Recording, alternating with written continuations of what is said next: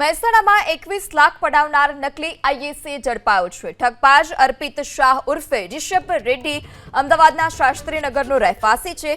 નકલી આઈએસએ બની વિસનગરના શખ્સને છેતર્યો હતો। ફોન કરી કહ્યું કે તમારા મિત્રને ત્યાં ઇન્કમ ટેક્સની રેડ પડી છે, તમારા મિત્રના 600 કરોડ મારી પાસે છે, પૈસા ચોડાવવા હોય તો હું કહું તેમ કરો તેવું કહી અને તેણે પૈસા પડાવ્યા હતા। જો કે બાદમાં ફરિયાદ થતા અર્પિત ઉર્ફે રિષભ રેડ્ડી ઝડપાયો, જ્યારે અન્ય આરોપીઓ હજુ પણ ફરાર છે, જેની શોધખોળ ચાલી રહી છે।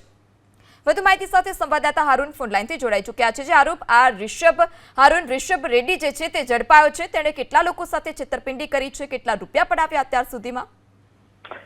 મહેસાણાના વિસનગરની ઘટના છે કે જ્યાં એક વ્યક્તિ પાસે નકલી આઈએસ અધિકારી બનીને 21 લાખ પડાવ હોવાની ફરિયાદ નોંધાઈ હતી।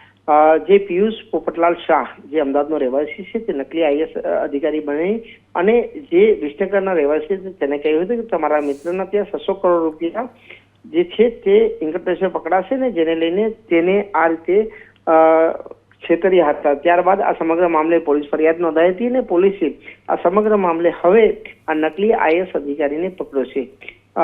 જે પિયુષ પોપટલાલ શાહ છે, અમદાવાદનો રહેવાસી છે, તેને ધરપકડ કરીને વધુ તપાસ કરવામાં આવી રહી છે। કેટલા લોકો સાથે આ રીતે ઠગાઈ કરે છે તેને લઈને પણ હવે પોલીસ તપાસ કરી રહી છે। જી હારૂન, સમગ્ર માહિતી બદલ આભાર।